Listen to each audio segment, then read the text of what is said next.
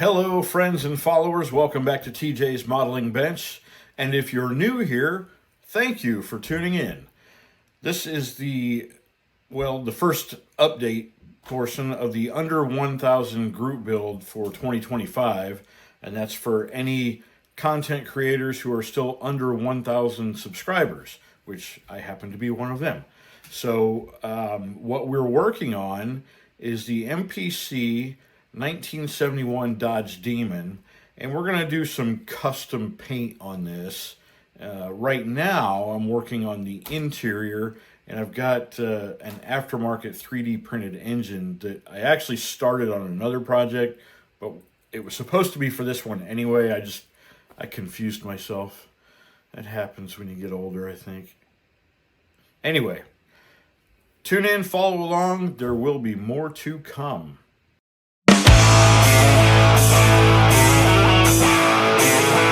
One thing I always do is I prime everything. Anything that's going to get paint is going to get primer first. And this is all done with the Mr. Surfacer 1500 black. And I'm thinking through how I want to do this interior. It's not going to be a stock interior as far as colors go. This is going to be all a little bit custom. So I'm going to do a black and red combo here using Tamiya XF7 flat red. And I think what I'm going to end up doing is we will paint the center of the seats, front and back seats, with the flat red, and then everything else will be the black trim. On our dashboard, I have some photo images that I took off the internet of real one-to-one demons, and this is a pretty good representation of those, but I think I'm going to work on it a little bit and try to bring a little bit more detail out, like these the buttons for the radio, the tuner knob and the volume. I think I might drill those out and then add rod styrene to make them just a little bit more pronounced. And then the decals for, let me grab a toothpick here. So this side here is obviously your speedometer. And then this cluster is actually 4 different indications. And from the decal sheet, I think I can see, well, they're not real clear, but you've got your, let's see, probably your amperage, your fuel level, oil pressure, and temperatures, probably. The center, I'm not real sure what the center is there. That might just be a clock. I don't know about that right there. Let me use this end of that. So here's your radio, and then your climate controls. Not real sure what that is, but it might actually be an ashtray. I don't know. So with the dashboard decals, so they give you one that has the gauges and then the faux wood panel behind those. But then they also give you all these gauges as separate pieces. They don't give you that faux wood as a separate piece. So we might paint that and then do these decals individually. And the one that has the 4 different pieces of information, what I'm probably going to do is I'm going to cut that into the 4 quarters so that we can detail paint the center of that gauge. You've got the crosses that separate those corners, and then the face of each dial is actually like an aluminum. They're not chrome. It's more of an aluminum colored finish. So that's probably how we'll attack that. The top of the dash is going to be done in red. This will obviously be the black with probably a false wood panel behind it. The center console, I haven't yet looked at that to see how that's finished. There is no decal for it, so obviously it's not going to be done in a faux wood. The steering wheel, this is the stock steering wheel. Now I do have, where is it? Oh no, I don't. I was going to say I have some photo etch for this, but I don't. I actually have it for a different vehicle. I don't think that's a bad kit steering wheel.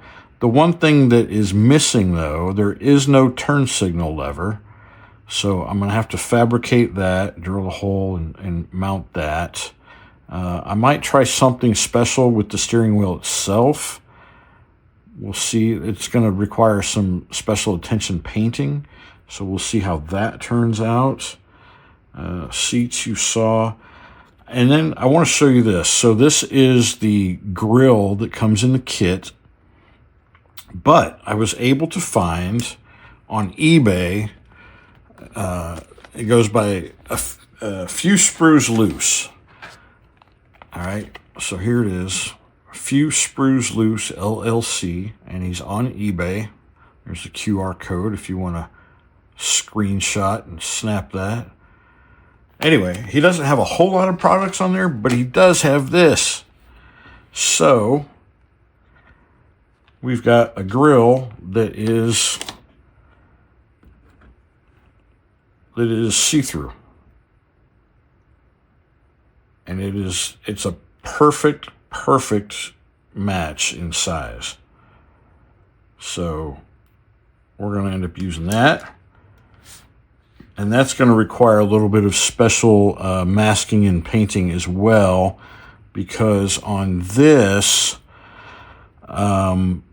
there's a trim ring that you almost can't see on here because it's so small.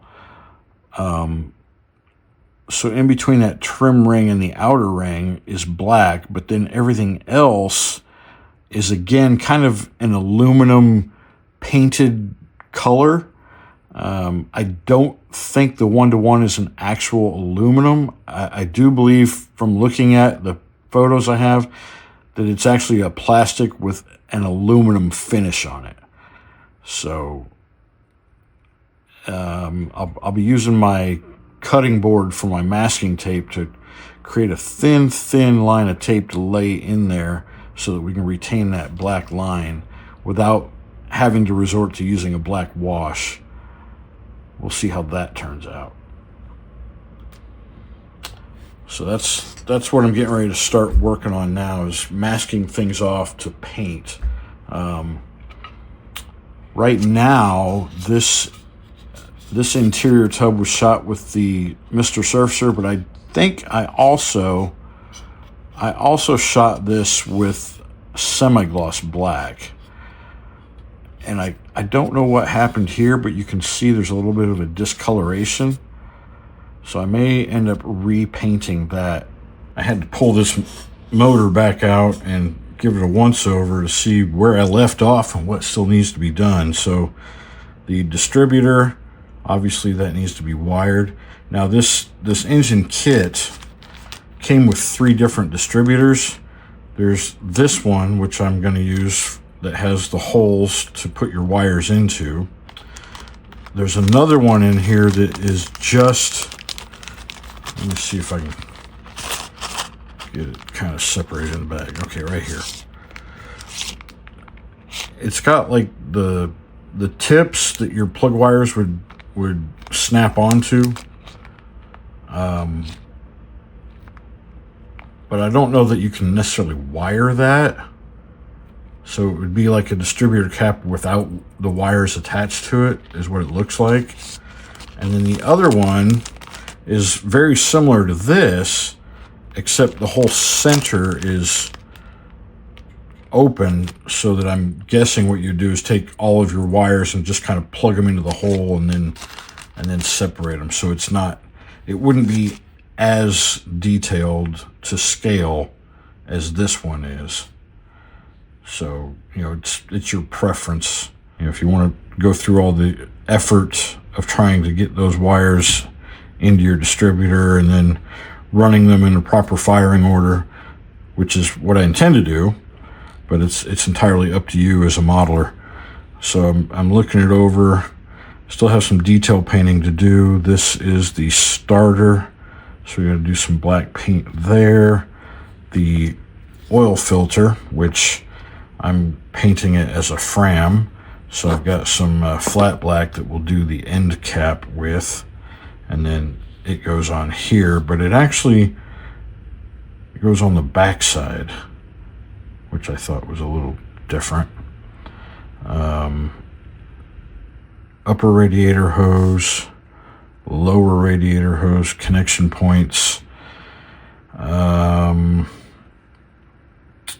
fuel pump. So I still have to decide if I'm going to try to add those fuel line details or not. I really don't know, honestly. I would like to go that far with it. I just don't know that this particular kit is worth all that extra effort. I really don't know. So I'm undecided at this point. But I suppose I should make a decision pretty quick and take a look to see what I would need to do.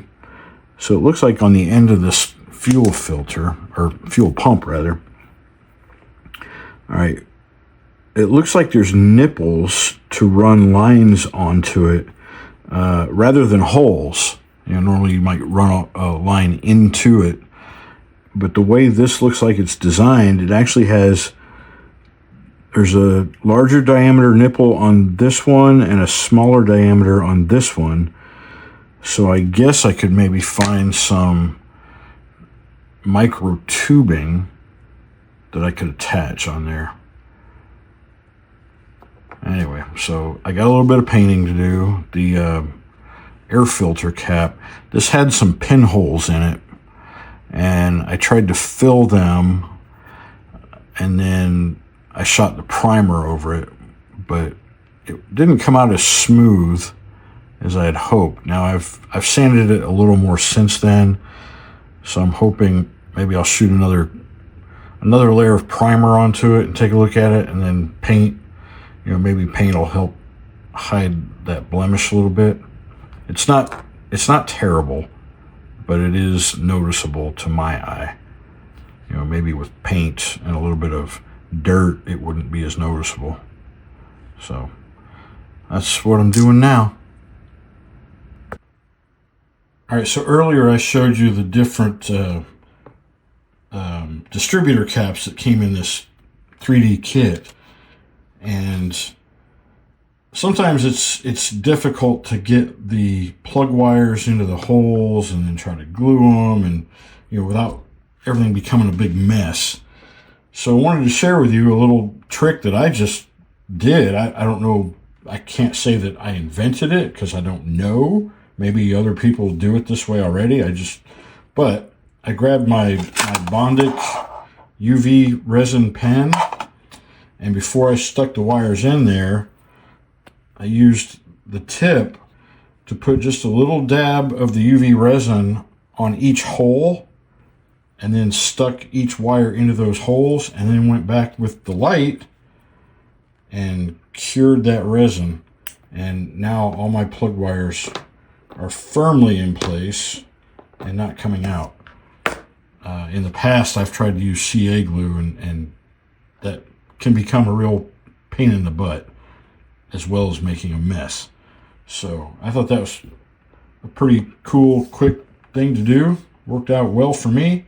The only wire I have not installed is our coil pack. Coil pack, is that right? No, what do you call that? You know what I mean, the thing in the middle. Dang it, I'm not a car guy. Okay, so we've got our interior tub masked off so that we can spray our rear seats. And what I've got in the airbrush is the XF7 Tamiya's Flat Red, and I've mixed it 50-50 with Tamiya's X20A thinner.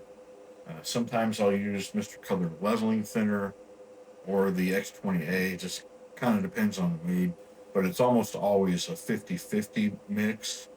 And I mix it right in the color cup. I draw it out of each container using a pipette to equal amounts, and then whatever pipette that I've used to remove the paint from the bottle, I use that one to mix it up in the color cup.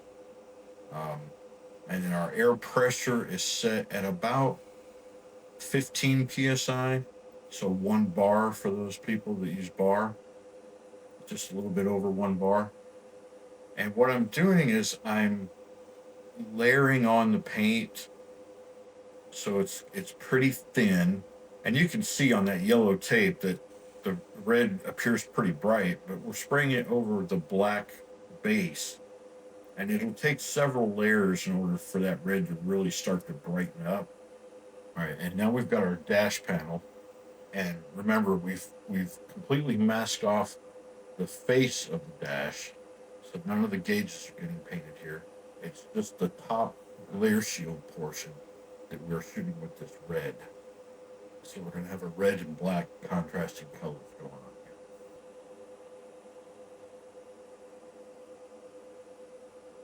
So as I said, we need to build up that layer of the red paint. Right now, we've shot kind of one coat on it. It's still pretty translucent. Not nearly the darkness in the red that I'm looking for yet. So we go back over it again, and each pass is going to add a little bit more of that color buildup so that the red gets a little bit deeper each time. Now I don't want to go completely red. I want some of that blackness to show through almost as a shadow in those creases, if that makes sense. And here I'm getting in really close with the tip of the airbrush so that I don't get a lot of overspray, because I really want just those padded portions of the center of the seat to get the red paint. So this will minimize the overspray into those creases where we want it to remain a little darker. So you got to get in real close, and you're not pulling back on the trigger much. You're not giving it a lot of paint. So it's more air than there is paint. But that's how you build up that layer, and you get more opacity with each pass of the airbrush. What I'm after is a little bit of a darkness in the seams of the seat cushion. And I think when we're done, you'll see what I'm talking about. So we've done the rear seats a little bit. Now we're doing the front seats, same technique. I'm going back and forth over the center portion of each of those quilted, if you will, the squares of the padding of the seats. So the lines that separate those, I'm avoiding that for the most part.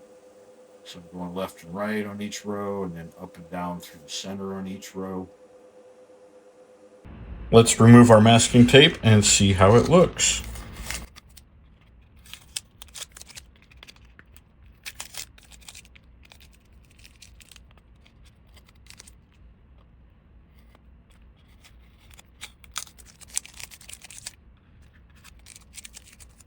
Maybe some tweezers to get this last little bit out.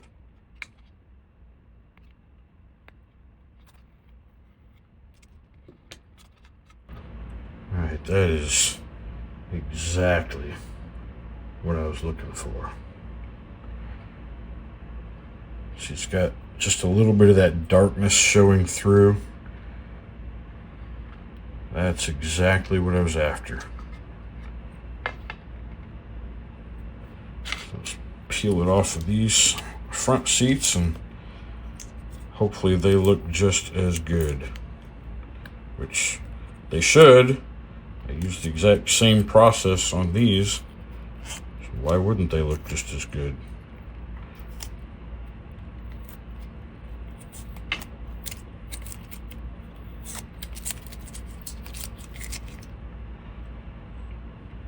I am a huge fan of Tamiya tape. I probably use it more than I should at times, almost wasteful, in fact, but I don't think anything else works nearly as good with less risk of peeling paint away as Tamiya tape. Yeah, that's turning out exactly the way I wanted it to.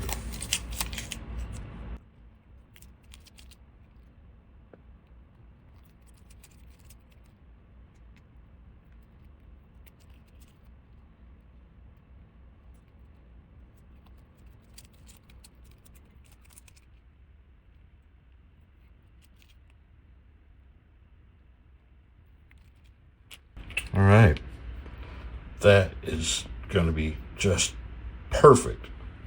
Perfect. All right, so that's it for this week. Tune in next time when we will do some of the custom painting on our body. Stick around for that one. Peace and love, y'all.